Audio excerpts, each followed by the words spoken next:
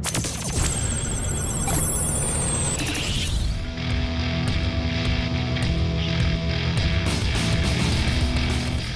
name is Mark Blanchard. I've been tattooing for 9 years now, and I've been in Cambridge for the last 6 months or so, getting this Eridanos ready.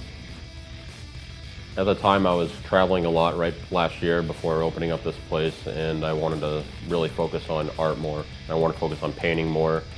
When you're on the road as much, you don't have a lot of time to do any of those things, you know? So when I wanted to settle myself, get my grounds, have a spot to be able to produce the time to paint, you know, instead of just always being away. When you're away, you're not able to paint as much in any way.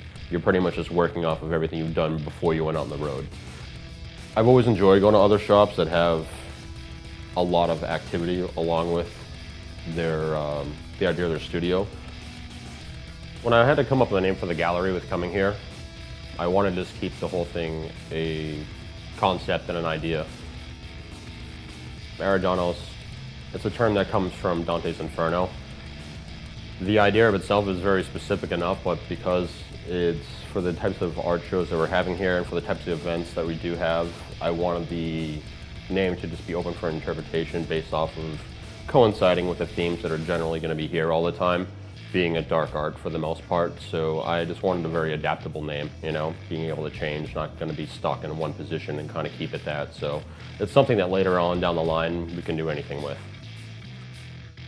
Particularly, I enjoy doing dark art surrealism more specifically.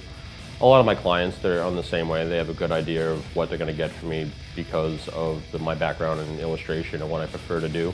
So everyone who comes to me, they're just looking to get more aggressive style, aggressive imagery, pretty unforgiving looking pieces that are just going to be a little harsher.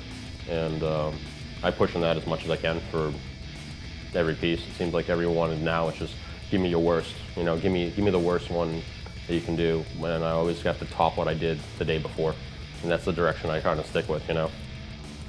When I was looking around for another good artist that was going to be a resident here, I knew Bill for a long time.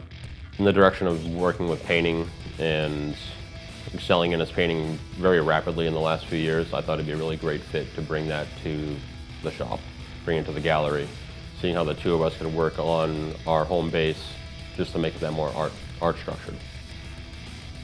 My style of tattooing is definitely more of the realism. Portraits are my strong point, but I do all kinds of other, you know, nature, animals, dogs, and I didn't want to be stuck only doing realism, so I also tried to go and learn a lot of other styles as well. I want to experiment with some different styles, and I knew that being here and working with all these other amazing painters and artists would really help, and I just was very, very impressed with how it looks and what he wants to do with it and where he wants to go with it. I'm right there on the same page.